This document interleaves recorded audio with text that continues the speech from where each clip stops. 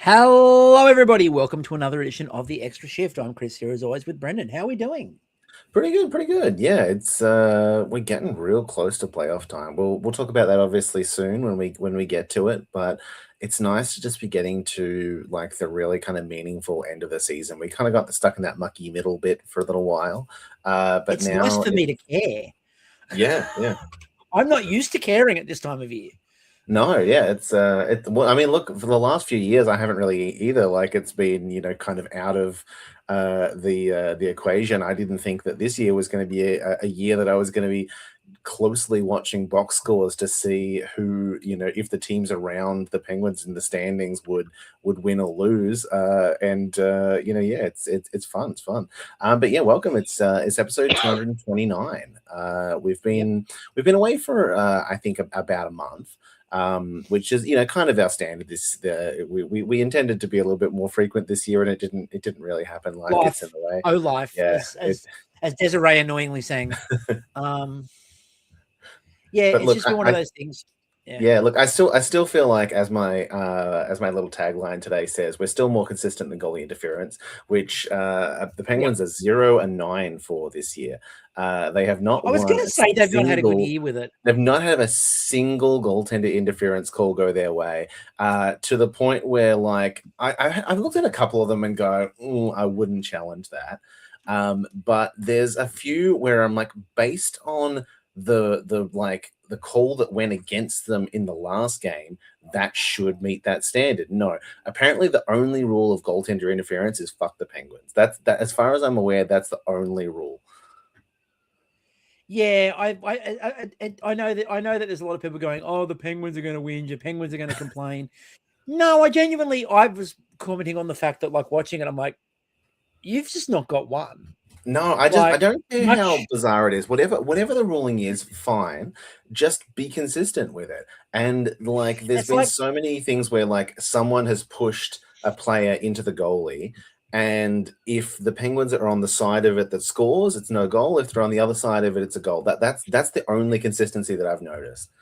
it's like I get a bit frustrated with the constant conversations at the moment that people are having, because the Sharks are finding, as they're getting closer and closer to possibly making it to the playoffs, teams have just decided to beat the ever-loving crap out of Macklin Celebrini and the other rookies. Yeah. And everyone's like, "Oh, well, when you get to the playoffs, you've got to get ready for that hockey." I'm like, "Yeah, but you can call the game."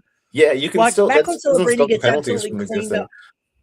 The other week when we lost in overtime, and like Celebrini got absolutely body checked, Yeah. nowhere near the puck, smacked up, and they're like, "Oh, well, in the playoffs, you've got to get ready for that." No, call the penalty.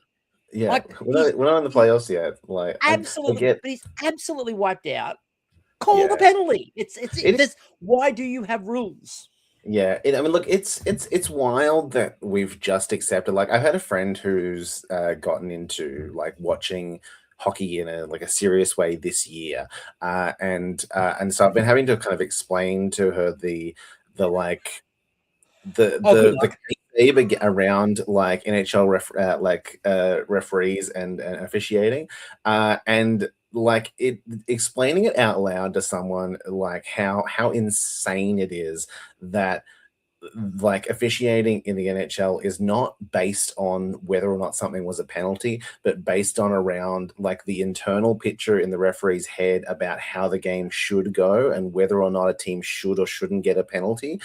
We To the don't point we where don't it's think about it. so predictable that people who like bet on like the micro bits of can earn a lot of money on betting who the next penalty will go against because it's become so predictable that, oh well, they just gave this team two penalties or whatever and this team's down. It's almost guaranteed that the next penalty is going to go to the next power play is going to go to Um, that team, in and you the can make in a the lot of first money with that. Like in the that's in the how. first yeah, in the first period, the count is like 7-1. So the next Yeah. period, that the first three are going the other way. Yeah, it's just like that's just not like No the other sport. idea that yeah, no one no other sport can say Like, that this is fair officiating. I say this as someone who is a lifelong, very passionate Liverpool fan and has spent a lot of time watching the Premier League and football globally. And you know, the idea, like the referee puts the whistle away, you might hear that phrase in big games, but they will still call a penalty if it's a penalty. Like they will probably call less of the ticky-tacky sort of fouls that they might call in a normal game. But the big calls, they will make the call. Whereas in NHL, put the whistles away mean you don't have them. They just don't. No, it's funny because the ones that are predictable, the ones that they have to call are like the things where like it's funny that 100% of the time if the puck goes over the glass, it's a penalty, but like 90% of the time, if you cross check someone in the chest, it's not a penalty. Too many men. Yeah, it's there are certain things like that. There are certain things where they're like, oh, well, there's no way for us to say that this isn't. But anything where it involves just injuring another player, it seems just totally up to opinion, which is absolutely fucking wild. And I don't know if officiating is worse this year, but and maybe it's just the circle that I'm in. I completely understand that I'm probably biased towards this because everyone kind of feels like there's this kind of vendetta against the Penguins this year. But it just feels like officiating is getting worse and not better. I think it's definitely getting worse. I would argue it's definitely been getting worse. I think that we just accept it. I think, and again, we've talked about that. I think that the issue with hockey fans is that we just tend to accept this idea that there are different rule books and like situational, not just talking playoffs versus regular season, situational rule books, like that are different. Like, you know, the Radko Gudas hit on Matthews, and we're going to talk a lot about the Leafs shortly, and then Monday, and that idea of, well, what does that game look like, and how do they officiate that game, and what do they call versus what don't they call, and how do they do it, and you know, I know that there were Leafs fans that got a bit upset that, you know, after the first fight, every other fight after that, the refs decided to like stand in the middle of it. And they're like, no, it should just be allowed to go. And it's like, but fighting's not a thing. You had your fight. It's funny because like that whole culture that we, you know, that fans talk about as like, you know, oh, you know, the players have to like, you know, stick up for each other and you've got to have this tough guy that fights and all this kind of stuff is just a direct result of officiating always being bad. Like that's not a culture that exists in other sports, but for the reason that this came about because they couldn't trust the refs to keep the game under control. If you had a sport where Gudas does that to Matthews and he gets 15 games, you would get less of that. And I don't mean not like once, because at the moment it's built in. But if you had a sport where consistently Gudas does that to Matthews, 15 games, someone else does something, 15, 20 games, 30, right? Doesn't matter. You give those penalties out, suddenly you don't have to go chasing people up the ice because don't you do it because you might get in trouble too. They'll deal with him. And if you threw him out, like Gudas knees Matthews, out you go. By the way, going to be referred directly to player safety, and it's player safety, not looking after the thugs' safety, which is largely what it's become at the moment. Like again, I think they've let it get to such a point. I think over the culture, like the whole history of the game, that it's just become it needs to be reset. It's just become untenable. Last question on this before we move on, which is, why was he in the crowd on Monday night? Like seriously. Of all, like the idea that the head of player safety is sitting in, for that was ridiculous. Because he knows that that's going to happen, and he knows to what's watch coming it. Because he didn't suspend Gudas for anywhere near long enough. Because he knows, like, because he wants to see it. Like that is not what you want to see from the guy responsible for keeping players safe. I'm here to watch them punch each other because I fucked up so badly that they have to. The dumbest part about the whole thing, and we'll move on after this statement, which is, I think that if the Ducks find themselves without Radko Gudas for the playoffs and they absolutely crash out because they're missing one of their key defensemen because he was injured because he felt the need to go out there and answer the bell to the Toronto Maple Leafs, right? That will be absolutely a team that are almost eliminated at this point in time. One of the dumbest things, I think, and the fact that he went out there and had the fight and then stayed. Yeah, like if you wanted to do that, and I think you're an idiot, do that. Off the ice, not coming back on. Nope. I'm coming back, and someone else is going to take a go at me, and someone else is going to have a go at me. Just leave. Like, it's done. You did your part. let's move on. So let's get into the actual episode itself. We're not even going to bother going through 29. We'll just hit some of the signings. So we have a few signings that have happened quite interestingly. We've had a few signings that have happened that we talked about happening, and then they did.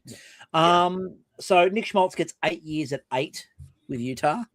Schmaltz is an interesting one because I feel like this is a good kind of watermark for what contracts are going to start looking like pretty soon that people aren't used to. Yeah, that's the this was basically the $8 million contract now is the $5 to $6 million contract of a few years ago for a top sixer. But the issue with that is, and we've talked about this before, it's not the 13 million or the 11 million or those contracts are not necessarily the killers. If you've got a bunch of players on that mid-tier contract that probably shouldn't have it, that's where your cap management goes out the window, because you start offering mid-tier players money that's probably too much. So your superstars are worth your superstar money. It'll be interesting to see with the cap going up how 8 million feels. I feel like it's not going to be too bad in a few years. I mean, I don't love the extent of it. 8 by 8 feels weird because that normally you give 8 to bring the price down. So what was Schmaltz asking? Yeah, what was the I would accept 6.5 at 8, 8 years, or 8 million at 6 years kind of thing. That kind of is where I'm comfortable with that. But the 8 by 8 is interesting because it brings him from, I think this is his age 31 to 39 years. So you're only getting 5 good years out of this deal if you're lucky. And Nick Schmaltz is a player who's already had a long injury history. He's not making it to the end of the contract. No, there's no way that he's making it to the end of that contract. So maybe that's the thing. It's variable, but it's an interesting one. Yeah, it's a big deal for a player who not a household name. The idea of 8 by 8. I mean, and I know part of it is that Utah don't have the big names they're paying.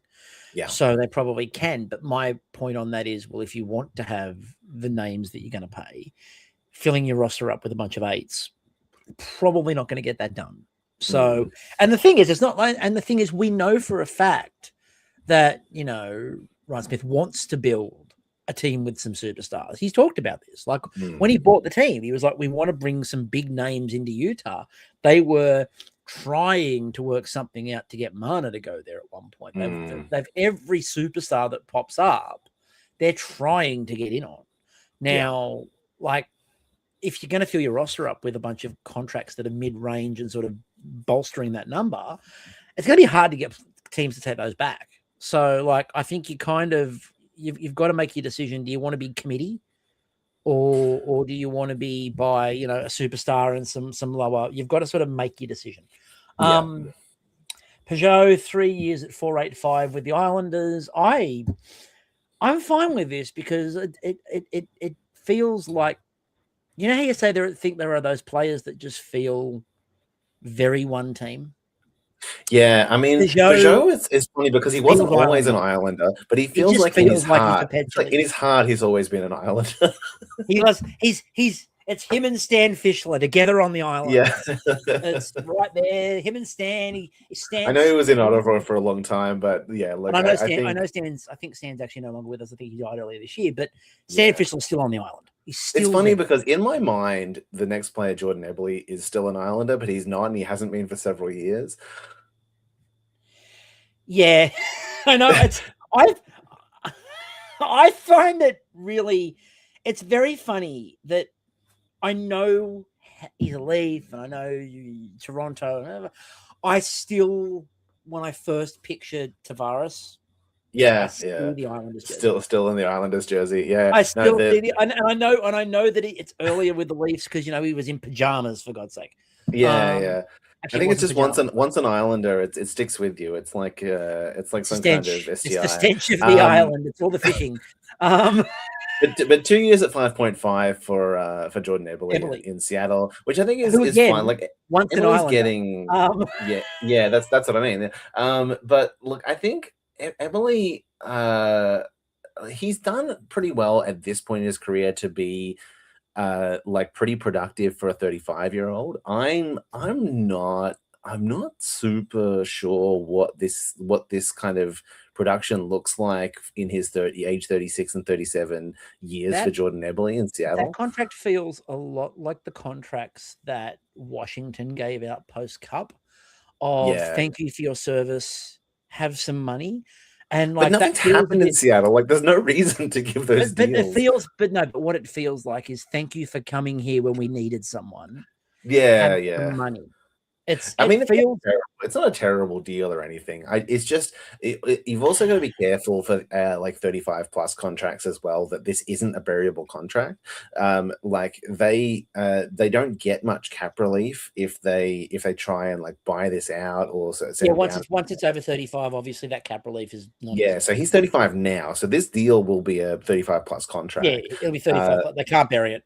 No. So look, I think you know, I just hope that they're comfortable with, paying, 5.5 for, essentially probably like third line production going forward from I mean he still put up 51 points this year. It's pretty good. I don't know. I'm just curious to see what that looks like for the back end of that deal. If he's still a 50-point player for those years, then that's a great deal. If he's a Yeah, 30-point player for those years, I don't know if it's so good. I doubt he'll still be a 50-point player by the end of it. It might be 40, in which case I'm like, okay, with the cap going up, maybe that's the price. Speaking of the Pacific Conference,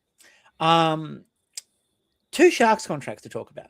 So Kiefer Sherwood, obviously we talked a lot about the idea of would he re-sign, would he not? So it's 5 at 5.75 is what it actually was. I have no issue with it.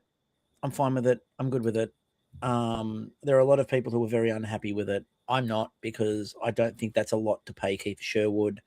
No, And I think I think he's actually, since they've paid him, he's actually been fine. He's actually been quite good.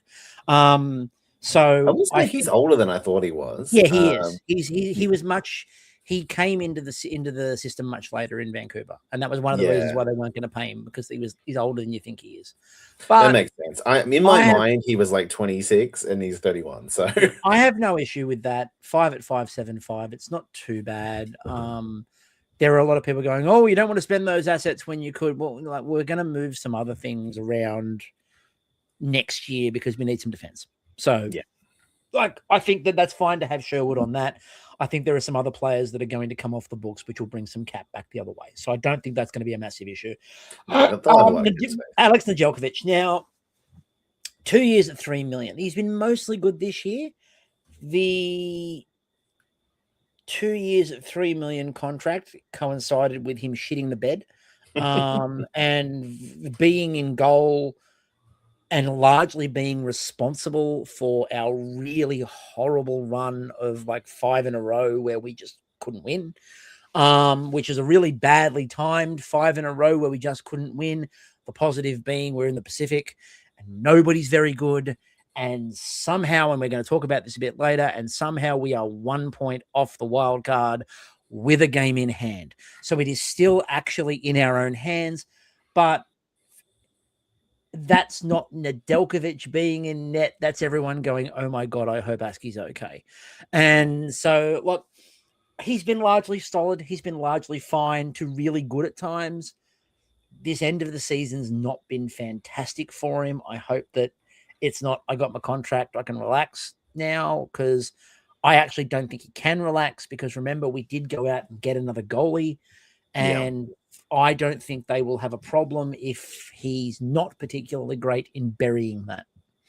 No, I mean, look, I think the thing to consider too with the Sharks, I didn't realize just how much dead cap they have this year. Like, it is absurd how much this is. I think if they will probably be well under the floor coming into next year, and they will need to spend money. Like, so there's 8 million of Logan Couture, there's 10.5 of Carey Price. I totally. So by the way, my favorite stat before you move on is that as of this year, it is the first time that Carey Price has had a teammate with 100 points. Like, Macklin Celebrini is the first time that Carey Price has had a 100-point teammate. Oh, fucking Carey Price. Jesus Like, Christ. seriously, I absolutely love it. I like the idea that Carey Price is sitting at home cheering on Mac. It's, Oh, man. gets his Uh, name on the cup. Yeah, but I mean, speaking of burying, they've still have 2.15 of Laurent If Brassard you buried. if you They want got an idea 11 for everyone at million home, of buyouts, and then they've got 3 million of like retained contract. Like there's like 30 million on like yeah. dead cap of just like not So actually the team on the ice. The team it's probably like 50 million of like I actual can tell you what it is. players in the league and 30 million of cap that's dead. So I can tell you what it is. Yeah. So our projected playoff cap space, which is the easiest way to do it, right? Yeah. Because the LTIR, $37 million in projected playoff cap space is what we have. Jesus Christ. The Sharks have a projected playoff cap hit of $58 million. Yeah. So They like are that's so wild. far under. It is ridiculous. And like, again, that we've got three buyouts, and then there's retention, and then there's buried, and there's LTIR. Carey Price comes off this year, as you said. So he comes off at the end of this season. We've still got, like I said, Laurent Brossoir's in the system, and that's buried at the moment. But I think they might actually re-sign Brossoir for another 12 months just to give him a third option. But the Vlasic money is on for one more year, but it goes down to 1.16. Martin Jones is 1.16. The retention on Carlson is only one more year after this. Yeah. The hurdle retention's there for a bit, but like they've got tons of money coming off the books. So look, I'm not worried too much about 3 million. No, I don't care about like when people are going, oh, San Jose need to be careful about signing these contracts. No, we don't. Yeah, we've got so much space. We've got all these. Like, 2 look, they're years going to have to pay 19 million to Macklin Celebrini. I was going to say the second that Macklin Celebrini is eligible for a contract, if you don't think they're signing that contract, you're kidding yourself. Yeah. The second Macklin Celebrini is eligible, well, that'll be that year. deal. That'll be next year, actually. Yeah. So what I'm sure they're going to start their negotiations very early. Yeah. Because they will want to get that one done. A, so they've got him, and B, so they know what the cap looks like around him. The interesting thing is going to be with the Sharks, and I know we've derailed into the Sharks, but we will come back to everyone. Look, we've only got two real big things to talk about. You all know what they are. For me, the really interesting part of this is going to be you're going to have a couple of big contracts coming up in the near future. So Will Smith's going to come up. Colin Graff is an RFA at the end of this year. That's going to cost them money they weren't expecting. Eklund's new contract kicks in next year. Zach Ostapchuk is an RFA at the end of the year. So they've got some players they're going to have to pay. But Chris, how much money are they going to give Ryan Reeves? Nothing is the answer. Ryan Reeves is I fucking hope so. Jesus Christ. Everyone knows that. But I cannot believe they have Macklin, at all. I'm fairly certain that Macklin's contract will be done as soon as Mike Greer can walk in and go. If they are already not in the middle of negotiations, I would be staggered. Yeah. Right. They're well into negotiation territory. They will not want to let Macklin Celebrini get vaguely close to RFA status. No. Right. It will not be ballpark. Like if Hasso Plattner has not backed a truckload of SAP money up, I will be surprised. Like it's there. Celebrini's going to get a mega deal. We all know it. The only question is what's the number? And I think that number goes up because the really interesting conversation, and I'm gonna raise it now, and we'll come back to it with the playoff talk. If the Sharks make the playoffs, does Macklin Celebrini win the heart? Leaving it there. We're going to come back to it. Right. Let's talk. So the maximum, I was about right. I guess 19 million. The maximum contract a player can receive next year is 19.1 million. I reckon he'll get 16.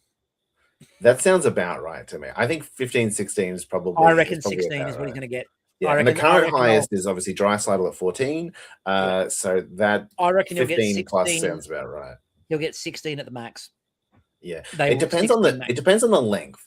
Like if it's an 8-year deal, maybe it comes down a little bit. If I was him, I would probably down. Yeah, probably. To be honest with you, To be honest with you, if you're Mike Greer, are you haggling?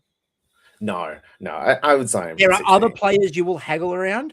I love Will Smith. I mean, I would But like to sign him to an 8-year deal. If he's smart, he won't sign an 8-year deal. That's the I don't thing. care about that. Like, I don't yeah, care about that. No, no, no, no. he's going to sign 8 years. I mean, he probably will because that's I what think he will. NHL players do. But if To they be were honest with you, I smart don't like think. NBA players, he would sign a Yeah, 4-year to be deal honest and with you, then I don't and think walk into Celebrity. UFA. Yeah, to be honest with you, I don't think Celebrity wants to go anywhere. I think he likes the No, idea no, of. no. I mean, I'm not No, but what I'm suggesting saying is, but what I'm saying is, I don't yeah. think he's really even thinking about that because I No, think but he's just looking for at like it going, bargaining power from yeah, like NBA they're versus NHL building. players and so forth, it makes most sense to take a They're short-term deal and pay they're out yourself. basically saying to Macklin Celebrity, we are building this entire franchise around you. What do Yeah. you want? What do you Yeah, want? he's the only reason that they're in this playoff picture for sure. And but it's what do you want? And it's not just about money. It's going to be he's going to have a hell of a lot of say in how this roster gets built. Yeah. And if he decides, for example, that he wants a coach that's not Ryan Wasowski, then they will have a new coach. If Macklin went to Hasso Plattner and Mike Greer and went, you know what, I like this team, but I want a coach with a little bit more defensive nous as well to sort of get us over that hump. He's gone tomorrow. It's that simple. He has that power. All right. Speaking of coaches being gone, segue. We all woke up to what I thought was a joke. The Vegas firing Bruce Cassidy. Look, yeah, it was like a week too early for April Fool's Day. I wouldn't have done it necessarily, but I'm not shocked they did. What I was shocked by was John Tortorella. As my brother, the well-known Rangers fan, pointed out to me, he goes, I have supported a team that goes full torts. You don't go full torts unless you really mean to go full torts, and I don't know why Vegas have gone full torts. It's wild. Yeah, I get it from the from the background of the perspective that Vegas isn't happy with how they've performed this year. They're only on like they're still set to make the playoffs, obviously, but in a weak division. They haven't been a powerhouse by any means. And it makes sense from the perspective that Vegas has always, in the entirety of their tenure in the NHL, been a team which has gone out and ruthlessly done whatever they thought was going to get them a better team on the ice, whether that's trading a franchise favorite, whether that's hanging someone out to dry in the media, or and all of the shit that they've done that people have the people that have gotten upset about. I'm not surprised in any way that they with a winning record in a playoff position fired their coach and hired another coach. I just do not understand why the fuck they think that John Tortorella will make them a better team. What my question is always the same when I hear that someone is hiring John Tortorella. If John Tortorella is the answer, I don't want to know what question you ask. Because the answer, John Tortorella is the answer for a team like Columbus who just needs to basically have a bad roster, be vaguely vaguely kind of have some confidence in winning every now and then on the ice and keep fans coming.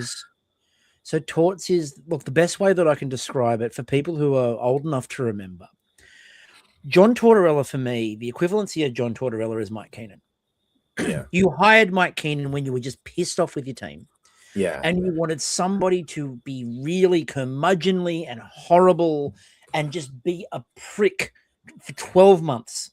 And I think if you don't have any stars, like if you don't have anyone who is going to play creatively and score you points, then you get Tortorella to bring the level of all of the just okay players up to he's like a water level. Tortorella is what I refer to everyone he's a whole to okay this midpoint level, which if you don't have anyone better than that midpoint level is pretty good.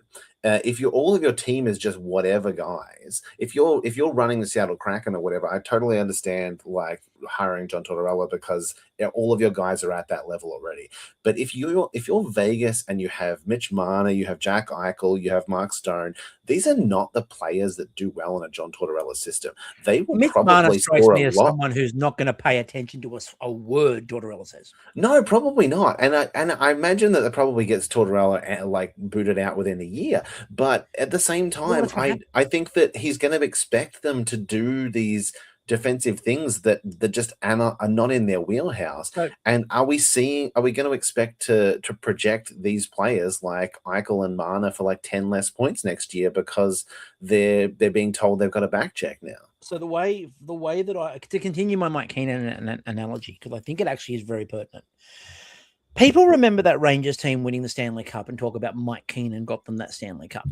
But if you actually watch the documentary and hear them talk about what happened, Keenan whipped them into shape at the start of the year and was brutal. The Rangers were horrible for most of that regular season. And it was after Mark Messier went into Keenan and went, enough. We really need to just be allowed to play and allowed to do stuff. Messier was the one who went in and told Mike Keenan, stop it. Mike Keenan relented and let his superstar players be superstar players, and they won a Stanley Cup. That's what happened. It wasn't Mike Keenan that won the cup. And what happened the second that the team won the cup?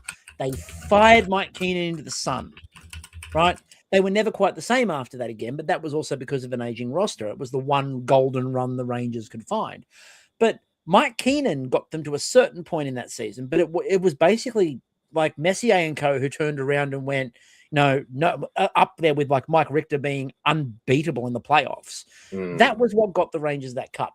And alongside that analogy, what is it that we know bails John Tortorella out?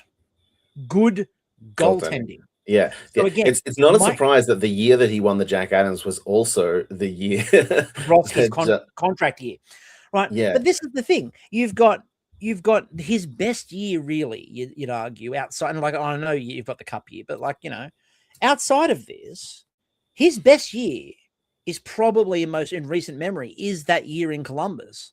But the team was crap, really. It was some outstanding goaltending by Bobrovsky that got him the Jack Adams. It was outstanding goaltending by Bobrovsky that made him look like a genius. Much like with the Rangers, Mike Richter was unbeatable and made everything Mike Keenan did look amazing. My question is, does Vegas have goaltending that you would say is going to bail out John Tortorella when his system shits the bed? Yeah, I mean the Vegas goaltending has been pretty suspect. There was a point in time when I thought of Aiden Hill as like a pretty solid bet to put up a good save percentage in that system, and it just hasn't really been the case. I could have told you that one because again we saw him in San Jose. Yeah, it was he gave off Martin Jones. He gave off Martin Jones vibes, which was could be amazing, but was going to shit the bed. Yeah. That's. I mean, Vegas has had a weird, kind of time of goal. Like, if you look at the timeline of Vegas goalies from like Fleury to everyone, like it's been pretty tumultuous, really. Like, players that, looked like they were good and then left the league. We're never back in the league again. I mean, there's a reason why they signed he who shall not be named. To their roster as a goaltender, who's now out with a lower body injury. Desperation move, if I've ever heard one. And again, they've probably gone out and got a coach who doesn't care that he's got that player on the roster and will happily use that player. I think Tortorella. So I think one of the things I will say for Tortorella is I think he rehabbed his image a bit with the media run. And in hindsight, we should have all seen where this was going when Tortorella went into the media, because he started actually talking a little bit more mellow than Tortorella would. He wasn't the hard ass. He didn't go and do like a Babcock and just go, no, I'm right. He talked about needing to be good to players. He talked about all this stuff that, is not normally the Tortorella shtick. And he talked about this idea of being able to work with players and build players. And you're like, that's not you. We saw Philadelphia. That's Mitchkov was like stapled to the bench. I mean, this is what he has to say to get hired, Yeah, though. In but the this is league, the thing. now, He like, went out and did the tour, and it was which Yeah. team was going to buy it. yeah, The interesting thing for me out of this is not so much Tortorella. We will come back to Tortorella and what happens with Vegas. I think the interesting thing is Cassidy. Because I think there are a number of teams out there that would hire him in a heartbeat.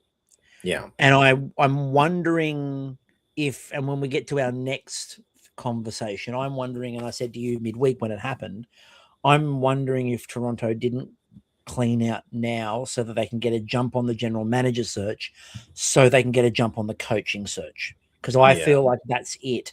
But I've heard a bunch of other suggestions. My favorite suggestion I heard from somebody was, Edmonton aren't particularly thrilled. Imagine if Edmonton went out and grabbed Cassidy. Yeah, well, this is the thing. In a couple of weeks' time, a bunch of teams that miss the playoffs are going to be firing coaches. So if you have a couple of weeks head start on that, maybe that's the difference between and then you're also positioned well to potentially snap up one of those other coaches that you think actually is a good option as well. Like, if they Craig have Berube will be out there, people. Yeah, well, this is the thing. If they have a if they have a general manager sorted in a couple of weeks' time, And he's single, ladies. Yeah, once the playoffs start, they'll probably be they'll probably have first pick of whoever is available for sure. I think that Cassidy will wait. And my reasoning why is I think there are some teams in the playoffs who might sack their coaches. Yeah, well, and that I too. think, Like, I if think you know you're the best guy on the market, it makes sense to wait a month and wait to see which teams are looking. I for a think coach. there are two teams in their own division who are right now looking at their coach and going, yes, if we make the playoffs, it's fantastic. But if we make the playoffs and we don't go far enough, we might make a change. One of them is because they think they should be winning now, which is Edmonton. The other one is San Jose, where there are questions over, has Ryan Wachowski done all he can? And do they need to bring a more veteran coach in to maybe is it time to bring out the big boy coach now that they're ready? So I think that there's two within their own division, let alone Toronto, who are definitely going to be in the market, and a bunch of other teams that haven't performed, who are going to be firing their coaches. Bruce Cassidy sits there and goes, I'm waiting. Come and find me. I think, again, I think that if I was Bruce Cassidy, I sit there and I wait and see if the opportunity to coach Connor McDavid doesn't pop up. Because it very well could.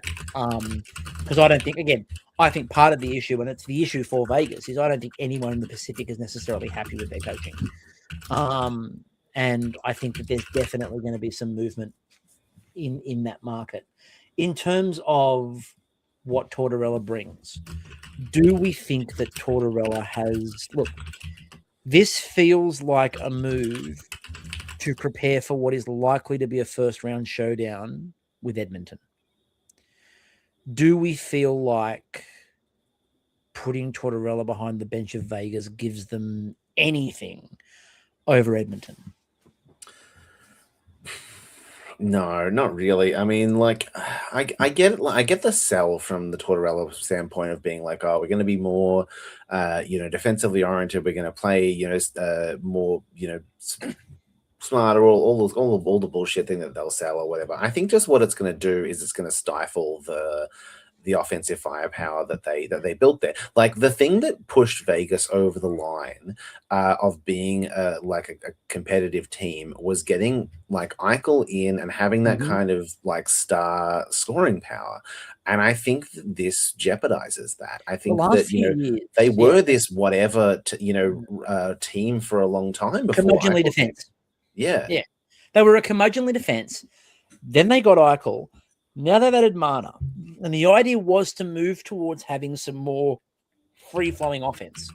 And then you bring a coach who's the antithesis of that. Again, this is a guy who genuinely stapled Mitchkov to the bench and went, you sit there because you're fast, but you don't back check. And again, Tortorella gives the vibes of somebody who, if he had Ovechkin, would tell him that he's not doing enough defensively. Yeah. I mean, Mishkov's still playing on the third line. That's a It's weird situation anyway in Philly. It's yeah, Philly. it's I don't know what to make of it. I mean, it might be true that he is not pulling his weight, but also who else have they got really who is? Nobody. I was about to say no one in San Jose complains that Celebrini's not defending, but to be fair, he does. That's kind of the thing. But yeah, Yeah, I I mean, look, think it's tricky. There are so few players that are star scorers who are also the best defensive players in the and league. you don't There's want just them to it be. almost doesn't happen. Like there is you can't be both realistically. But that's the idea, like again, in any other sport. We talked about the in any other sport metric. Yeah, You know, again, in the Premier League, like yeah, I'll use the Liverpool example because I always use the Liverpool example. Liverpool have Mohamed Salah, it's his last season now, but Liverpool have Mohamed Salah playing up front, scoring goal after goal after goal after goal. He is terrible defensively. No one cares because you yeah, didn't buy Mohamed Salah to defend, you bought him to score goals, and he yeah, yeah, scored a lot of them. So why the hell would you go out and get your goal scorers and then go, they don't do enough defensively? What do you mean? Like you didn't buy him to do that. If you're playing him on the first defensive pair, that's your fault, right? yeah. You're getting this guy as like a left winger to go out there and like take off up the ice and score goals. You're not buying him as a left winger because he's gritty in the back check. Yeah, there's only so much you can do realistically as a winger anyway. Like you're not the primary, I think defensive we guy. talk about we talk about hockey uncles all the time. I swear that hockey uncles think that hockey is still being played in 1957 and that Yeah. nobody's fast and everyone just really gritty defense and you happen to score. And it's the old thing of, well, Gretzky never got the puck off the ice and look how many goals he scored. It's like different era, grandpa, different era. Yeah. I don't think this makes Vegas better. But again, I've maintained forever, and this is one of my most longest running tropes. Vegas's roster rolls like an egg. The problem's not the coaching. The problem's always been the build. It's not balanced. There's no balance to it. And they're relying on a lot of players that, they moved away from the idea of getting goaltending that works. And they've instead decided on this idea of they were defensive minded. Now they've moved into we want to be more offensively minded. It's great, but then you're going to give up a bit on the defensive side, so you probably need better goaltending. But they gave up on the goaltending. But now Yeah. they've got the offense. But now they've gone and got a defensive coach. Like you build the roster with a plan. And Vegas just, again, we've always talked about it. Vegas just grabs the shiniest toy and goes, here. Yeah. And as Here's you the said, new thing. when it worked, they played a very solid defensive structure, but put Jack Eichel there and went, your job is to make the offense sing. Mm. And he did. And that was he was the link up play. So I don't think that anyone's going to hold Vegas against Bruce Cassidy. I think it's just everyone goes, oh, well, Vegas. Yeah. And I think Bruce Cassidy is going to find himself very gainfully employed very quickly. I don't think he'll be sitting there long. Yeah. Don't expect him on a TNT panel. No. He's not going on a panel. Maybe in the Stanley Cup finals, but apart from that, I don't think so. No. Speaking of people, though, you might find on a panel because he's got some time on up his sleeve. Brad Treliving, relieved of his duties as the general manager of the Toronto Maple Leafs. Now, I think we all saw it coming, but I don't think we anticipated it happening now, especially not like a couple of hours before the Anaheim game, which had been all the media. Everyone was paying attention to Toronto, and they chose that day to fire Brad Treliving just before the game. That feels weird. It's on the California road trip. That feels weird. Yeah, it was interesting timing. Like, I mean, I don't think anyone would look at what Treliving has come in and done, or the way that the team has performed this year, and go, "Oh, why did they fire him?" Like, I think it's very obvious to everyone involved that like he wasn't good for the job. We more or less called it when he was hired, but it's yeah, I don't know if we made a prediction on the timing of it or anything, but it was certainly not, we certainly didn't talk about it in glowing praise of what he was going to do there, and he pretty much did exactly what everyone expected. He got rid of talent, he brought in these grit guys, and then they fucking sucked. we've said all the way along with Toronto, we've said all the way along that Treliving was not the right general manager for Toronto, and that Craig Berube was not the right coach for Toronto. And we've said that from day one, and we've been very consistent about that. And this year, it's finally been proven that. But Brad they listen to Treliving all the uncles, so they can't possibly be wrong, Chris. What I thought was really interesting, and like I've enjoyed watching the Dangle podcast talk themselves into Treliving being good, and then finally talk themselves back out of it again, and like stop drinking the Kool-Aid, because there was a long period of time where they convinced themselves that Treliving and Berube were great. And this was fantastic, and it was going to work after all that. They weren't happy with it originally, but now they were quite happy with it. And then they've talked themselves back around now on their show, and they're talking about the fact of, no, we always knew this was crap, which is true, but it feels like they were trying to sell things to a market. Shock. But in terms of the Treliving hire, I think one of the points they raised when they were talking about this current search that's about to happen is don't do what you did last time, which was you fired the general manager because you already knew who you wanted to hire, and you just went over the road and hired the guy with the name that you knew you wanted to hire. And what Toronto, all the whispers at the moment and everyone's conversation is that Doug Armstrong is as good as in the door in Toronto. And they're like, why? Why is Doug Armstrong almost in the door in Toronto? Because look at what's happened to St. Louis. He's not been good. Like he's outside of, again, that 1 year with St. Louis, which is what we talked about with Berube, that year in St. Louis is an absolute magical moment of a goalie who just refused to be beaten, and Ryan O'Reilly deciding for about 6 weeks he was the best player on the planet. Yeah. Those two things happened at once. They won a cup. Right? The rest of the time, they were absolutely terrible, and they went back to being absolutely terrible, and their track record is absolutely terrible.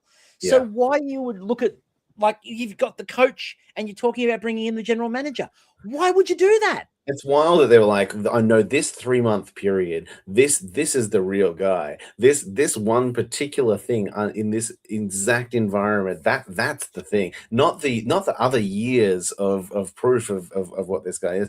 What are your feelings about like Austin Matthews at this point in, like, not just obviously with an upcoming contract extension in a year or two, but like how, like, it kind of feels like I don't know if it's just entirely like injury based, but he's really kind of trended down in the era of Treliving being there, going from almost scoring 70 goals, in the first year that Treliving was there, to 33 to 27, less and less games played each year. Like, he may still have about the same amount of games played this year as he did last year, which is not a great amount, but I will defer. The one comment I will defer to Dangle and Co on before I get into this is they were talking about players that have looked good this year. And they said, realistically, on offense, there's one player that's looked good. It's William Nylander. And it's because he doesn't listen to Craig Berube. Yeah. Berube hates him, right? Berube cannot stand him. He doesn't listen to him. He skates up the ice. He's very lazy coming back. He won't back check, blah, blah, blah, blah, blah. He's been their best offensive player this year because he ignores everything that Craig Berube tells him to do. I think Berube trying to make Matthews the ultimate two-way forward is wasting Austin Matthews because it's injuring the hell out of him. You have a guy who is an elite level scorer, right? Absolutely elite level scorer. A wrist shot that is insane. Absolutely insane wrist shot. So what do? You play him in a position and you play him in a role within the team where he gets banged up so badly that his wrist doesn't work. And then you can't work out why Austin Matthews is no longer scoring goals. He's not scoring goals because you damn well broke his wrist and then wouldn't let him recover. Right? Yeah. The offensive style, you have an elite scoring player in Matthews, and you bring a coach in who absolutely cannot stand the concept of offense, is just embarrassed by a team that wants to play offense.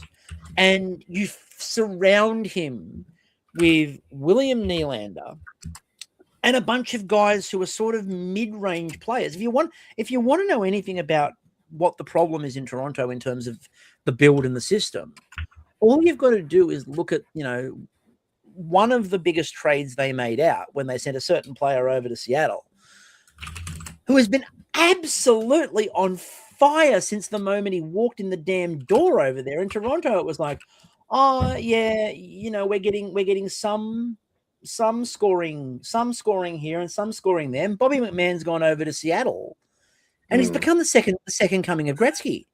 Like, he's on an absolute heater of all heaters. Now, you shouldn't have offered him the big contract, but the idea that it's not so much about the contract with Bobby McMahon. For me, the thing with the Bobby McMahon deal is he's not being coached by Craig Berube anymore. And well, I mean, look, if you want to talk about scoring.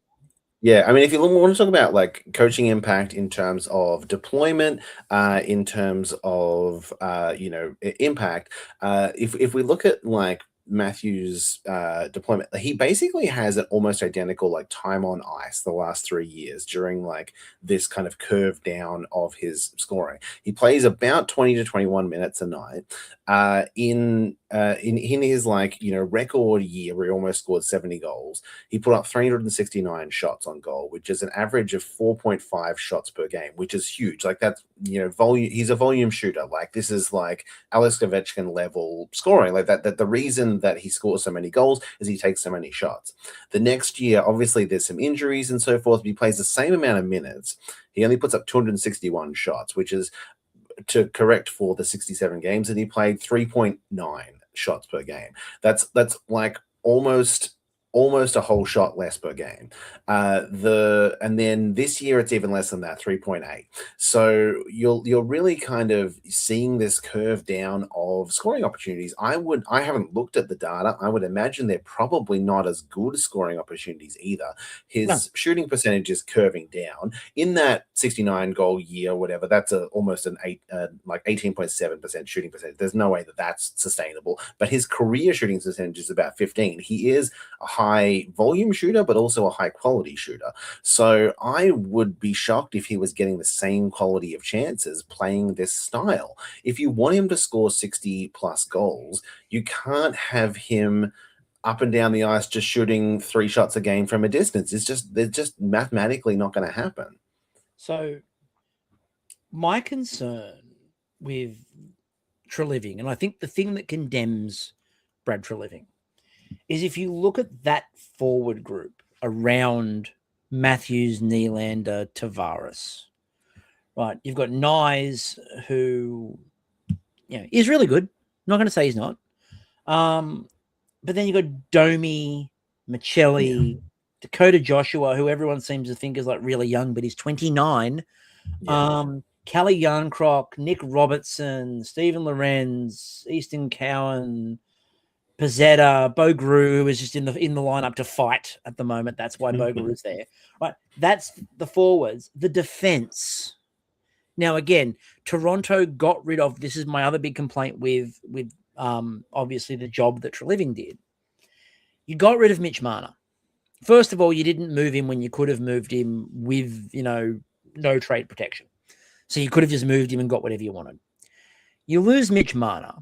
You don't use that cap space to go and find yourself a defenseman, right? So instead, you are still trotting out Morgan Riley as your first line lefty. Yeah. That's your first problem. You've got Jake McCabe, and then you've got the anchor, and it is very appropriate that Puckpedia uses an anchor to say no movement clause next to Chris Tanev, because you've got a 36-year-old Chris Tanev who's on $4.5 million until 2029, 2030. And you gave up a lot to get Chris Tanev, right? Brandon Carlo, again, it's not worked. Like, this has not worked. Ekman Larson has been like found money, but he's 34, everybody. Like, you don't have much in the bank. And if you look at the draft picks, no first rounders, because the first rounder again is a conditional. If Toronto don't get the lottery pick this year, it's gone. No seconds, 3 thirds. They've already got the 2027 promised elsewhere. Like, they're in big trouble. Like, they are in massive trouble. Whoever comes in to fix this roster is going to need to do some very fancy work. Yeah. And I don't quite know how, for example, you argue that Armstrong can do that. I don't think he can. Like, I don't think that Armstrong can actually do that. And I think the problem's going to be that Armstrong's not necessarily geared towards that. So I don't know what the answer is. I don't understand what the answer might be in terms of how they're going to, how they're going to play this forward. I just feel like they don't know the answer. And is Doug Armstrong the guy you want to come in and rebuild that? Yeah, I mean, look, it's a tough position to be in because they really, we talk about in the past the Oilers and the position that they're in terms of proving to McDavid that they can compete. The Maple Leafs are in a similar position now with Austin Matthews, who has one more year before he can sign a contract. He has 2 years left on this deal. I don't see why in the position that they're in, he would want to sign with them this year. So they really have a year to convince him that they're worth signing another long-term deal with.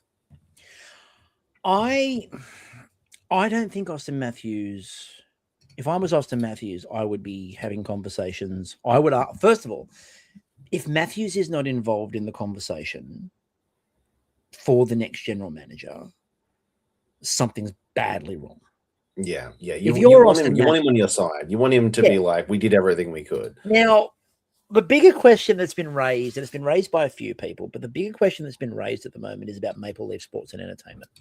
And they've moved away from the multi-ownership group. It's now completely run by Rogers. And Keith Pelly, who runs the teams for MLSE, runs all the teams for MLSE. He's got like 6 franchises that he runs. His only claim to fame, as again the Dangle podcast will point out, is that he ran the European Golf Tour. That's it. He's never run the sporting teams like this where you've got to trade and make trades. He was apparently involved in a lot of the moves at the deadline, which why was he involved in the moves at the deadline? The comment that I've got directly under my quote there, which is 0 chance the extra shift will tank. That was his comment about the Maple Leafs. There is 0 chance the Toronto Maple Leafs will tank. He also talked about, really interesting, when they asked him about coaches, and he said, we want a coach that's data-driven and analytics-driven and data-driven, which they had when they fired Kyle. Yeah. I mean, like if you want someone in a management position who was looking at that kind of thing, it's almost like Carl Dubas. Have they gotten better? Have they gotten better since firing Carl Dubas? I don't think they've been better a single moment since firing Carl Dubas.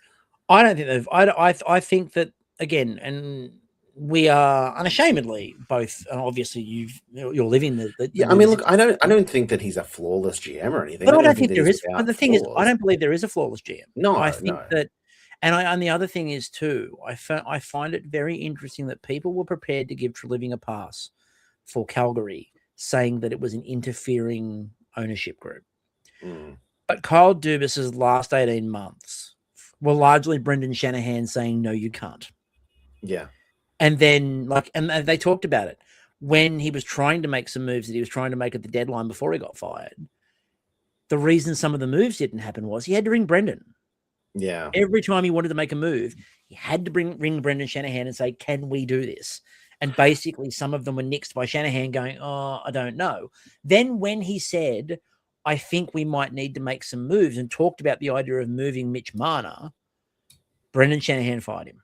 Yeah. It's funny because I don't think that the first couple of years of Dubas in Pittsburgh were necessarily the way that he wanted to run things either. I think that the way that he's doing things right now in Pittsburgh is his like perfect situation where he gets to try and like turn around something on the fly. I think that's what he wants to do always, to outvalue other GMs and try and like turn something around by bits and pieces. But that wasn't kind of what he was you know, when he first came in, they were still trying to compete. They were trying to just like, you know, we want to, you know, we'll still continue to mortgage the future. We'll still continue to try and compete, even though obviously at that point in time they've been mortgaging the future for 15 years. There wasn't anything left to mortgage. I think But the other thing is too there, and this is something where I can bring in my Liverpool knowledge on FSG, is yeah, that the first couple of years when they move into a new franchise, FSG are a bit more hands-on. yeah, And then they let the people they put in space do the job. yeah. And Well, I think largely they Kyle has realized. to do the job. Yeah, I think that they realized like this isn't working. Their strategy isn't working, and I think that they probably should have learned that lesson when Jim Rutherford was there, because I think that the rumor is that Rutherford went because he wanted to do basically what the Penguins are doing now, Yeah. which is start to, like, you know, sell off, you know, guys like Gensel, all that kind of stuff, sell off those kind of guys. Get value, try and, you know, rebuild a little bit on the fly, you know, don't be like all in, you know, straight all the time kind of thing. I think that, you know, Rutherford kind of saw the writing on the wall of like, we probably should start doing this now. It probably happened 4 or 5 years too late in Pittsburgh, that they killed some of that time. But, you know, it's kind of happening now, at least that they're starting to kind of, you know, do that, which I think is probably what Kyle was kind of promised, like, you'll eventually get to do that. It just took a little bit of winding up to do, because it's not a quick process to do. And I'm not sure that that was ever, you know, an opportunity that he was, you know, presented in Toronto, that, you know, they're just like looking at this going, I'm not sure that this is the right people that we have in these positions. We maybe need to change some things around. Like, no. We'll just, you know, we'll add one more guy or whatever. It'll be fine. We'll add Ryan Reeves. That'll fix everything. When in doubt, the answer is we'll add Ryan Reeves. Yeah. I hate when that's the answer for I everybody. mean, look, that was also the fucking answer for Jim Rutherford. So I'm not going to say that Jim Rutherford had the right idea and he was going to do it great either. No, He but I probably think would have fucked it up too. But no, but I think that what you're saying, I think is kind of right. But I wonder if any general manager in Toronto that doesn't have the runs on the board is going to be given the opportunity to do what needs to happen. And I yeah, wonder if, see, it's been mooted a couple of times that you can bring in Doug Armstrong maybe as president of hockey ops, and then you bring a younger general manager in underneath with the idea of they do the job, and you use Doug Armstrong a bit as a firewall to go keep MLSE away. You know, you don't need to do anything anymore. Stay out of this. Let us run the hockey operations the way we want to run the hockey operations. My thing is, can Doug Armstrong do that without going and being Jim Rutherford, for example, in Vancouver, where if you ask anyone who the general manager in Vancouver is right now, nobody is saying it's Patrick Alvin. No. Nobody Yeah, look, knows. it's tough, because I think that the reality of being the general manager in the NHL, or for any team realistically, is infinitely more complex and difficult than we think it is from the outside. And it's probably doesn't need to be that complex and difficult. I think they make it so much harder with all of these factors and things that they really kind of overthink a lot of shit that they probably don't need to. You know, it's easy for us from the outside to kind of go, well, of course we'll all do this as their armchair GMs and stuff, but they're obviously dealing with a whole bunch of other human factors and various shit as well, and things that we never know about. But maybe the reality is that, like, the fact that so many people can, from a bird's eye view, see the things that need to be done and see them not being done at the actual level, maybe shows that the right people aren't making the decisions. So the problem for Toronto and for whoever comes in the door is that roster's not good enough. First of all, it's just not good enough as a roster. Secondly, it's only gotten worse over the last few years. The defense is abysmal. You've got to work out a way. And apparently they talked about the fact that they had some very hard conversations in the offseason with Morgan Riley. And they said to him, we're going to move you. And he basically told them, well, I've got a no movement clause. I don't want to go, so I'm not going to waive. So you can't get rid of me. They've got to work out how to convince Morgan Riley to waive. Right? They've got to work that out, because you cannot have $7.5 million of Morgan Riley as your first line defenseman. You cannot do that. Right? He is not good enough. Nobody on that team is a first line defenseman. None of them. I think the issue is they've got to make some very tough decisions, and they've got to get somebody to waive. The problem is you've either got to get Morgan Riley to waive, or you've got to get one of, and I hate saying this, Nylander or Austin. One of the three has to waive, because the only way you are getting anything back is you've got to make a move. Now, they screwed up the Mana one big time. Oh, they got a first back for Nick Wah, which they got in that. Yeah, but it's Colorado's first. Like, come on. Like, seriously, it's a second. So Matthews either has to go, I want to be involved in this, and I want to make sure this is very short, so I want to be involved in the search. Or Austin's got to go to them and go, all right, let's have a conversation around where I could possibly go.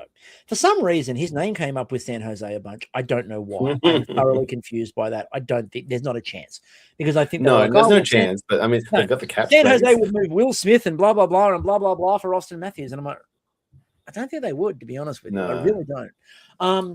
It doesn't really make sense for their timeline. Nylander or Matthews or Riley, one of them's got to leave town. And it's not because they're bad necessarily in terms of a bad influence or blah, blah, blah, blah, blah. We moved out Mana. We got nothing back. You got nothing back for Mana. Yeah. You have to get something back. You've got if you want to start getting some pieces to be able to rebuild. You've got nothing to build, because we all know that the free agency class coming up is abysmal.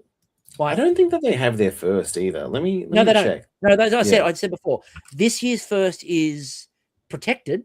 So if they get a lottery pick, they're safe, but they've got to give next year's up. They've already got next year's promised. So like, I think that like this is the problem. They're sort of really, and they don't have much coming off the books. Like Kelly Yarncroc and Troy Stetcher are their free agents. And the RFAs and Nick Robertson, Matthias Michelli, and Jake. Yeah, and there's no one to sign. Like they're not getting better through free agency. No, I think that, and again, I think that if you look at where we're going and what the free agency situation looks like this coming season, as we've talked about before, this upcoming group of free agents is not great because everyone's already signed their contracts. So there's not going to be many people to pick up. So you're going to have to do it through trades. And we've seen that teams are prepared. The big teams, the ones that want to take a swing, will make the move. I don't think that anyone in Toronto is brave enough to make the move. And we've seen that with Mana. They needed to make the move. They were scared. They didn't do it. They got nothing. Like any other team turns Mitch Mana into a bunch of assets. Yeah. Like look at the amount of assets that look at what Vancouver, again, we said Vancouver didn't get anywhere near enough for Quinn Hughes. Yeah, but and look, that's the thing. We might lambast them at the time and go, oh, they should have gotten more. They're supposed, this was a bad deal for them, but they got something. It's something. Not Nick Wah. No, this is the thing. Like they had, they could have just got nothing. They could have just let him walk. It's just I feel like Toronto is too scared of making a decision to make any decisions. And if they are too scared of making a decision, where you're going to end up is this roster is going to start next season as the Toronto Maple Leafs. You can't do that if you're Toronto. Like, there's no way. No coach is coming in. If Bruce Cassidy sees that and they go, this is your roster, he's not coming to Toronto. No way. Like, he's probably going to be offered Edmonton. He's probably going to be offered one of the teams with like a first overall pick from the last few years. Yeah. He's probably going to find himself with a bunch of options. And I'm using Cassidy because he's the biggest coach on the market. In reality, I'm convinced that Toronto is going to end up with Peter DeBoer, and that's going to be funny. But because that's not going to work. If you think that Berube didn't work in Toronto, you've not seen anything yet. Because here's what he doesn't have. There's no big defenseman with a slap shot. Who's going to do that in Toronto? Like Morgan Riley? No, that's not him. There's nobody they'll get Brent Burns in. I mean, he's a free agent at the end of this year. Free agent Brent Burns, walk and stick, just banging pucks. Austin, you're just standing in front of the net now. Forget the wrist shot. You're just standing in front of the net and just dink. Like it's so my other question is, who is Craig Berube going to end up coaching? And where is Brad Treliving going to end up next? Because some dumbass team is Yeah, I mean, going look, to we hire know the Brad NHL is Treliving just going and to say it was recycle the Toronto. same guys. They're just gonna cycle around the same guys. They're all going to end up in a job again at the start of next year. We're just going to do the same fucking dance again. Brad Treliving is going to end up. Actually, you know where? Spin the wheel. The Jets move Cheval Day off upstairs. Yeah. And Probably he fucking gets Vancouver or director of hockey something. operations and president of hockey, and you make Treliving the general manager. I mean, look, as long as he never ends up in San Jose, I don't care. Like we said at the time when Toronto hired him, we said this is a dumb move. It was a dumb move. When Toronto hired Craig Berube, we said this is a dumb move. It was a dumb move. And they've done nothing but unpick that entire team. And that's where they are. So let's talk about something Toronto's not involved in, the playoff picture. So now, obviously, the Rangers and Canucks are officially out. Everyone else is like they're like Toronto's out. They're not. No, I think that they could have been out today or yesterday with certain results, but it didn't quite happen. So they'll probably be out by the end of this week. Well, the Panthers and the Panthers and the Maple Leafs will both be out. The difference is that while the Panthers have been absolutely horrible this year, they can't hear you because they've got their Stanley Cup rings plugging in their ears. Yeah. I mean, look, quote the Islanders coach. Yeah, I mean, look, fair enough. Like, it was eventually going to catch up to them, especially all the. They don't care; they'll be drunk. No, I mean, obviously, we knew that Barkov was going to be out pretty much for the whole year anyway. But now Marchand, Reinhart, Lundell, everyone basically on that roster that puts the puck in the net is out. They still somehow managed to win a game today, but they just kind of, at this point in time, I think they just don't care. Now, the other quote that was really big at that press conference was, and I quote Keith Pelly directly here, well, we didn't see the train that was Buffalo or Montreal coming. What? First of all, there's more than two teams ahead of you. So don't know what that tells me about your plans for the season. Secondly, look, I'm one of the biggest Montreal skeptics going. But the idea that you were so much better than Montreal and the idea that Buffalo couldn't at some point put this together, it's in the realms of possibility. Like it's in the realms of possibility. Also, the last time was your game plan half of the division stays bad forever? Yeah. Is that essentially what that's the problem. That Keith Pelly quote suggests to me that he thought that the Toronto Maple Leafs would make the playoffs because everybody else would be bad. Because everyone else would be bad. Everyone would be worse than them. Everyone else would suck. The bar would be so low. Yeah. I mean, look. To be fair, that strategy has worked in the Pacific this year. I was about to say, where does he think he is? The Pacific Division.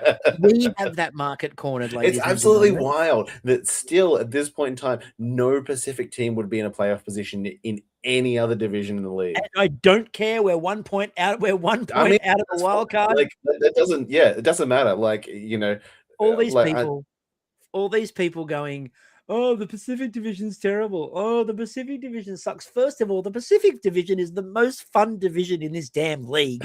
Secondly, and far more importantly, if you're a Sharks fan, you don't care, right? No. You do not care. We are, 7 games out now. We are playing fun, meaningful hockey. And the Sharks, by the way, in their last 3 games have had a winner within the last minute 3 times. Very fun. 3 damn times. It's all you can want from outstanding had value. 4 points today. 4 points, yeah. Insane. Macklin. This is the Macklin. So I raised it before. We're coming back to it now, and then we'll go talk about real playoff stuff. Yeah. Macklin Celebrini. If the Sharks make the playoffs, MVP?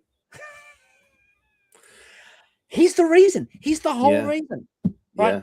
I think there's a genuine... Will he win it? No. Nathan McKinnon will win it. But no, that's true, yeah. Should genuinely, he should get votes. Yeah, I feel like I'd be surprised if Erik Karlsson doesn't get votes. He has legitimately also been the best player on Pittsburgh this year. He this last couple of months, especially, he has been like vintage Erik Karlsson. I'm really happy for Erik. I'm so happy for Erik Karlsson. But it's going to become, if the Sharks make the playoffs, before we get to the first round of playoff games, we're going to have 2 days of conversation in the media about Macklin Celebrini and the Heart. Yeah. We're going to have it. It's going to happen. Yeah. I don't. Yeah, I mean, like, obviously, no one picked them to be in this spot. I think if we make the playoffs, he should. Yeah. I don't think he will, but he should. And there's He should get votes anyway. There's a lot of writers that are going to make that point, and I think it's going to be. I think it'll be a bit closer than people think it's going to be if we make the playoffs. It's like the other question you can ask there is then, okay, if the Sharks make the playoffs, does Mike Greer win GM? Like, because no way would you predict that. I don't think he should, but I also think he should have got votes in the tanking years, as Wyshynski pointed out, because he did exactly what his team needed. Yeah, and got you don't. It's unfortunate because the GMs of rebuilding teams, even if they rebuild really well, don't win it for making their teams like have more assets like that. Unfortunately, you have to be a winning team to win GM of the year for some reason. I know. So let's talk about the actual playoffs now instead. So, as we said, the Pacific is an absolute tire fire, but someone's got to make it. Yeah. For anyone who sits there and just has the lazy narrative of, well, Connor McDavid and the Oilers are going to be, they've been really not good. And Draisaitl's injured too. Like, he's out for the rest of the year as well. Like, he'll probably be back in the playoffs, but he'll probably be playing on one leg again. I very much think that there are a lot of people that don't pay attention to Edmonton until the playoffs roll around, and then very lazily just go, well, McDavid, Draisaitl, the Edmonton Oilers they're a wagon, they're going all the way. Their goaltending is worse this year, and I know that feels like something that you couldn't actually say, but their goaltending is worse. Yeah, they traded for a worse deal. Like, they went backwards. They saw what they had and went, yes, but what if we had Tristan Jarry? Yeah, like, we could make this so much. What if we worse could pay more expensive? What if we paid more for a bad result? What if we paid more for less for longer? Yes, we could do that. We could do that. We could be the ones to do it. The Kings and the Sharks are sort of in the mix. Anaheim's been really good, but they're starting to wobble a little bit. And Anaheim are an interesting one because I feel like they're not so reliant on like one player or anything. I think that, they've had a bunch of young players kind of come on at the right time. Not the ones that we expected from a few years ago, but the newest batch, all your, Bennett Senekis and Carter Gauthiers of the world and so forth that have kind of like come into their own. Whether or not that experience and stuff will, carry them into the playoffs, I don't know. The issue's been that when Carter Gauthier has been out this year, they've been not great. Yeah, and he got injured the other day. He came back. They rested him. He's really key for what they do. Also, if the playoffs go the way they could, Anaheim could end up getting San Jose in the first round. And if that happens, if I'm San Jose, I'm actually really happy with that matchup. Yeah, I would very much like that for San Jose.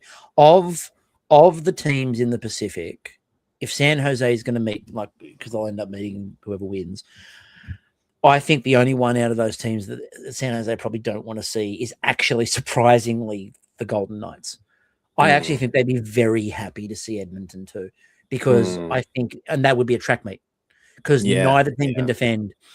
But I think that the Sharks would trust the fact that Askarov is better than Tristan Jarry, and I think that they'd trust the fact that he will stop more pucks. I'm not even sure that Jarry is there, like, starting. It'll probably be going into It'll probably I mean, it just depends on who made a save in the last game. Really, is kind of what they're going. But again, I would think that the Sharks would if they made the playoffs, would like to see either Edmonton or Anaheim. And if they saw Edmonton, I think they'd be quite happy, because I think they would trust their goaltending a lot more, and they would think that Macklin Celebrini is going to get in and around that really slow Edmonton defense. And just I love just looking at the West, that the top of the Pacific Division is Anaheim with a -8 goal differential. And the top of the Central is Colorado with a +90 goal differential. Just to compare the two. We all know, like, we all know that when we're talking about the Pacific, realistically, we're fighting for scraps because Yeah. it's Colorado and Dallas, and yes, and it's going to There are be. not enough teams with a positive goal differential in the West for them to make, like, there has to be at least two teams with a Yeah, negative goal differential make the playoffs in the West. it's going to be Colorado, Dallas, and everyone else is way behind them. Yeah. And I'm including Edmonton in that way behind category. I don't think they're up there. So I look at this and go, look, for the Sharks, the idea of making the playoffs is unreal. Like, the idea we'd make the playoffs is mental. I said we'd be in a playoff position by the trade deadline. I didn't say we'd stay there. Stay there, I'm yeah. absolutely gobsmacked that we're there. And also that if things went badly in the next few games, we'd also then be in with a chance of the lottery. So that's how crazy it is. In terms of, again, the rest of the West, it's realistically, as we said, it's basically, you've got two teams that are so far clear of everybody else. It's ridiculous. Colorado is, even though they lost today, like, people are going, oh, Colorado lost, and oh my god, it's like, Colorado have already Like, wrapped everything up. They're not they've had the worried. playoffs clinched for a week. It's fine. They've been clinched. They're trying really hard to not get hurt before the playoffs. So Yeah, they're McCann's already injured. They're they're just probably mailing him at this cruising into point. the playoffs at this point in time. I wouldn't worry about the idea of Colorado losing. They're not. They're trying to not get hurt. Yeah. They know at the moment if they do everything right, they're in a Stanley Cup final. So they just have to manage themselves through. The East is far more interesting in my mind, because, first of all, I remain angry that you talked me out of the Penguins will make the playoffs prediction, because, Look, oh I'm my as shocked god, as anyone. I'm happy to see I it. had the Rangers at the bottom and the Penguins in, and I let you talk me Yeah, out of it. you And were every podcast I bring this up because I am so angry with myself. you were bang on. I mean, look, I really thought that this was the year that the Penguins would intentionally bottom out. Yep. And No, obviously, they're like, I mean, it's been impressive to see that, I feel like this is kind of what I expected the Penguins to be the last few years.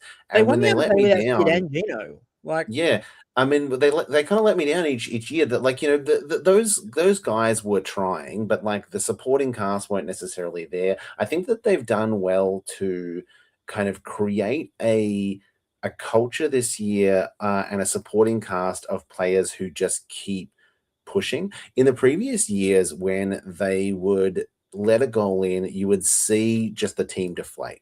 Like, they were just such a fragile team the last couple of years that they immediately would just fall apart. Like, they would get a couple of goals up, the other team, and then you would just know that the other team were coming, that they would just take a step back, they would get scored on, and they would end up losing. Like, they were winning so many games at one point in time, or and then you would just know that eventually the other team was going to score, they were never going to get it back, and then that was going to be it. The game was going to be over. They were just not like a strong, like, mental team, or a team that had, like, enough fight in it to come back in a game. And that is the total opposite of this year. Like, I think that they've really, whatever Dan Muse has done to kind of instill a culture in them of, just, like, going out and fighting hard and getting back. They've I've seen them go down like 3-0 and then just dominate a game after, and just fight back. Never at one point in time look like they were out of it. Fight back and win those games this year, which is the polar opposite of what I've seen from them previously. So I mean, like, I'm very happy to see it. I'm just surprised that it's taken this long to get there. I mean, I think that, I mean, first of all, the Hurricanes are a freight train, Yeah. and like and I think the interesting thing this year for me is the Hurricanes have been a sneaky freight train. Nobody is paying any attention to Carolina. No. Right? You've not heard in any of the people talking about teams, anytime people are talking about teams that are playing really well, I've heard nobody talk about Carolina. They're on 100 points. Yeah. Like, they are really good. But I think They've been pretty much there the whole time. I think that's the thing. From the first week of the season, they've been leading the division, and I'm not sure that they've ever been out of that spot. well, they are. So just to give everyone who's listening a perspective, as we talk about this now, Carolina is 8 points clear of the second place Penguins with a game in hand. Yeah, there's no one's going to catch them. Like they are, to give you an idea with everyone else in the Atlantic Division, it's 2 points with a game in hand to the team that's chasing. So realistically, they're tied. In the West, it's like the Avalanche are 8 points up on the Stars with a game in hand. And in the Pacific, everyone's like within striking distance of each other. So it is, the largest sort of gap in existence that nobody's talking about. Nobody's even vaguely mentioning the idea that Carolina's off in the distance and they're gone. Yeah, the rest of that and division has like shuffled around a bit. Like they've dropped in and out, and there's really kind of this knife fight between about 5 teams for that position. Like Pittsburgh has only really kind of pushed themselves ahead of the pack in literally the last 2 games. Like they won the last 2 games, the other teams lost, and that's given them this 3-point buffer. But before that, it was a 1-point buffer the whole time between Pittsburgh, Islanders, Detroit, Columbus, Ottawa. Like they were all in and out of a wild card spot or a playoff spot in that division. Washington is sneaking kind of back into the picture. They're still kind of a little bit out of it, but there's a handful of teams there. There's basically like, I reckon there's 3 Metro spots up for grabs, because I don't think that any of the Metro teams are going to get over Boston for the wild card position, and I don't think that Ottawa can sneak into the Atlantic positions, but they could sneak into that wild card spot. But I think that Penguins now are like mathematically at like 95% chance to make the playoffs. So long as they play well in those last 7 games, I think that they'll probably make it. Obviously, they could shit the bed, but it seems unlikely. They play the Panthers this week back to back. If they win those 2 games with the Panthers, just trying to just like coast out the rest of the year, then that probably locks them in. But the Islanders and Columbus and any of those other teams are basically just fighting for the placement of those existing like remaining spots. Yeah, so I think that there's a couple of interesting sort of things to look at with all those teams that are sort of chasing. The interesting ones for me is the really interesting one for me is Rick Bowness in Columbus. Now, there were a lot of people. I commented on Rick Bowness at the time, and I got told, no, you're an idiot. Rick Bowness is brilliant. You'll see. And they got off to a fairly decent start under Bowness, right? They got off to a fairly decent start. In their last 10, they are 5-4-1, but they are on a 4-game losing streak. And before that, they were on a losing streak. Bowness had a bump at the start when he took over. And it just sort of felt like in that they came back after the Olympics and they just sort of met. And like that is, as you said, there is a knife fight going on there, and consistent results would have Columbus clear. But like Rick Bowness instead, what they've done is like they're on again a 4-game slide now, which is not the time you need to be on a 4-game slide, because what that's now done to them in the standings is like they're on 88 points, so they're up, but they've played more games than the Flyers, who are behind them. The Flyers have a negative goal difference. The Islanders have played more games than them, so they could actually pass the Islanders.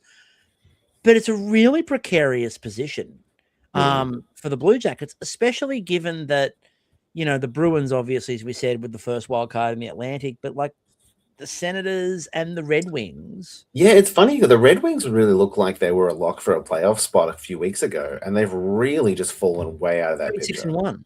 Yeah, again, talking about teams that are on the slide. Yeah, they've really just fallen. Like there was talk about them as if like, oh, they're how great they are. They've pulled it all together. Look what they've done. They finally got back into this position that in the same way that they were talking about Buffalo, like, oh, the Red Wings are in that same breath, and now they're probably going to miss the playoffs again. Yeah, and so you've got this, but again, I think you've got this weird situation of like, again, Rick Bowness, the experienced coach, you've got it all wrong. He's going to power them through. Well, they might make it, but they should make it quite easily. And the fact that they're not making it quite easily is not really what should be happening in Columbus. They should be making it like straightforward right now. It should not be It should I not be didn't think tricky. that. Yeah, I didn't think that a Metro team was going to make it in a wild card spot because it seemed like the Atlantic had the wild cards locked up like a few weeks ago. And like the Blue Jackets have said, they're losing streak. The Hurricanes, the Bruins, the Sharks, the Habs. Like then they've had a couple. They've got a weird thing. Like they beat the Flyers. They beat up on the Rangers. They did beat the Hurricanes 5-1. But like the Panthers have beaten them recently. You know, the Kings have beaten them recently. The Mammoth have beaten them recently. I think an interesting thing about this schedule too is post Olympic break, it's been a really tough schedule for a lot of teams. Not just in terms of like the amount of games. I know like the Penguins have 5 games this week due to like the compressed schedule, which is wild because they have like 3 next week and 1 the week after. I feel like they could have pushed one of those over, but still like the also the quality of competition for a lot of these Eastern teams. Like the Penguins have a very hard schedule coming up. They're mostly playing playoff teams, but that's also been the case for the last week or two, and it's kind of the same for all of these other contending teams as well. All of like the Islanders also have a tough schedule. The Columbus Blue Jackets also have a tough schedule.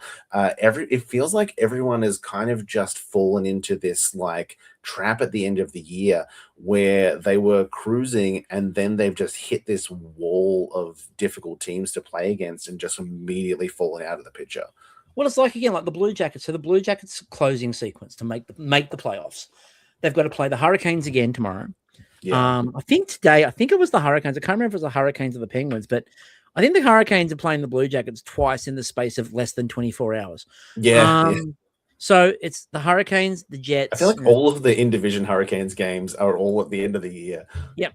Hurricanes, Jets, Red Wings, Sabres, Habs, Bruins, Caps. The Blue Jackets, there's only 2 games there where I'd say, yep, okay, they're going to win. I reckon they'll beat the Jets, and I reckon they beat the Caps. The rest of those games, they need to win. Yeah. They've got to kind of win at least half of those to make the playoffs, I think. Yeah. Whereas Pittsburgh won like 2 very important individual, well, like Eastern games very recently. Like they beat the Islanders and Detroit in the last couple of days, which I feel like was the real stumbling block in their upcoming schedule. If they lost those games, they would be way down in that you know. See, I'd argue the Red Wings have the Flyers and the Rangers and the Devils and the Flyers again and the Panthers in the last game of the season. The Red Wings have enough winnable games there. Yes. That they could get back in for sure. The Panthers will have almost no one on ice in the last game. Like none of their players playing. They're all on holidays. No, for sure. I mean, like, so Pittsburgh plays Tampa next, and then they play Florida twice in a back-to-back. And probably, as you said, half of that team is going to be AHL guys at this point in time. And then they play New Jersey, who aren't a playoff team, and Washington, who back-to-back, who aren't a playoff team. And then St. Louis to finish the season, who aren't a playoff team. So, like, it's a soft end. Like, they've gone through the hardest part of it. Like, as long as they can keep rolling and win even half of those games, that probably locks it up for them, which means that there's really those 2 spots for these 4 or 5 teams to compete for. I'm then really interested to see what happens. Like for Columbus, for example, I'm interested to see if they keep Rick Bowness or if they go with someone new. I mean, I think he's done better. Like regardless of if they make it, if they miss by a point, they're still miles better than what they expected. After all of the Johnny Gaudreau stuff, after everything that's happened with that team this year, I feel like Columbus feels like hold their heads high as a team that. To be fair, I kind of feel like Columbus feels like a Berube landing spot. Yeah, it feels like you bring Craig Berube in. That feels like something that Columbus would do. Yeah, because like again, I'm looking for where Berube is going to land because he's going to land somewhere. Because the NHL, as we said, the NHL teams cannot help themselves. I think. I mean, before we go, I think we should probably, because I don't think we'll probably be back necessarily before we do brackets and playoffs. Who do we think makes the wild cards in the East and the West? If I'm picking these remaining East spots, I think that the Islanders keep that Metro spot, which means it's really between, in the East, it's really between Columbus, Ottawa, Detroit, Flyers. I don't think the Flyers have got it in them to get up that far. I. Oh, that's a tough one. That's a tough one. I actually kind of think it might be Detroit. I'm on looking at the run of games they've got on the way in. I kind of think it's Detroit. Like the Yeah. thing is that the Sens have been too inconsistent and they've got issues. Like the other day when they decided to goalie manage in a must win game, that was a choice. And I just worry that every now and then Ottawa makes Ottawa decisions. Yeah, I mean, Columbus play Detroit on April 7th. That might be a decider. If one of those teams wins in regulation, that might be the difference between them making the playoffs or not. I think that could definitely be it. In the West now, the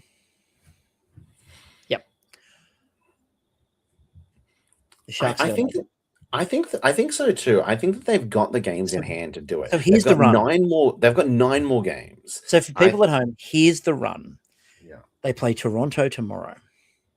The Preds is the must win. Yeah, that's important. They've got the Preds twice. If they beat the Preds in both of those, that's it. Yeah, that's kind of it. They've got the Blackhawks. They've got the Oilers. And again, I don't fear the Oilers. The Ducks, I think we showed today we can match with the Ducks. The Canucks, no, I should be fine. The Blackhawks again and the Jets. The Sharks have got a pretty good run home. Like the Preds twice and the Oilers are a bit tricky. But if you want to make the playoffs, you got to win those games. So the thing I will say is that LA have a very soft schedule coming up too. Like they have, like if they beat Nashville in their 2 games against Nashville, that pretty much like rules out Nashville. And then they've just got Toronto, Vancouver, Seattle, Vancouver, Edmonton. Like that's not a very, it really could come down to a coin flip. So I think for me, the thing that helps the Sharks out a little bit is 1, the game in hand, and 2, the fact that the Kings also have to see the Kraken helps a little bit. Yeah. I'm happier with that. So I kind of look, I would absolutely hate myself if we got to this point of the season and I went, you know what, the Sharks aren't going to make it. I've got to ride the Sharks are getting home. And yeah, I mean, of all of those teams, they're the one I would prefer to see. I think they would be most fun to watch. Yeah. Like if the Sharks are going to make the playoffs, they're going to get there by being fun. Because they're not going to get there by 1-0 gritty wins. No, it's going to be 8-7. It's going to be 14-13. Yeah, no one can defend, but my God, isn't Macklin Celebrini a bit good? Absolutely. It's going to be, something weird. Like again, Ryan Reeves pops up out of nowhere and does something because the Sharks are just doing very weird things to win games. And we've had players. I think it was Zach. When he was giving his post game today and they asked him about Macklin, he said, he's not a regular 19-year-old, is he? And a reminder, he's 19. Yeah. I mean, look, this is a tough, like, I feel like the West spot there is going to be harder for those teams than the East spot because like Utah pretty much have it. Yeah, Utah has it more or less locked up at this point in time, unless they got a really bad slide. So it's really just one spot up for the grabs between 4 or 5 teams. So and look, I like the fact that there are some games coming up next week that are just between like teams in the East race and teams in the West race that are going to be, if you're going to watch any team that isn't involved, any game that isn't involving your team, I'd recommend checking out those games because they're going to have big consequences. The Mammoth have absolute softballs all the way home, by the way. They've got the Kraken and they've got the Oilers and they've got the Hurricanes, but then the rest of it is the Canucks, the Preds, the Flames, the Jets, the Blues. Yeah. There's softballs all the way down there. Like there's no way Utah's going on a slide and missing at that point in time. Yeah, I don't think so. Even if they go 50%, like of those games, they probably easily make it. So yeah, it's gonna be interesting. Like you're gonna see some games where there is probably a 30-40% chance in playoff, percentage chance to make it on the line with this one game. Yep. And again, I'll say it again. Celebrini not bad for a teenager. It's a Yeah. category. Look it up. Look it up. It's a thing. That's the one. That's the one person. Look, I know that I should let that go, but that's the one person in the Australian NHL fans page who, when I put up that Macklin Celebrini had the most points for a teenager, blah blah blah blah blah, went, yeah, but why aren't we mentioning McKinnon? And I went, because we're talking about teenagers, and he goes, teenager's not a thing. He's 19. It's a word. He's an adult. It's a real thing. And I'm like, no, it's in the 19. It's in the name. 19. No. He's an adult. It doesn't count. Like, we should be talking about McKinnon.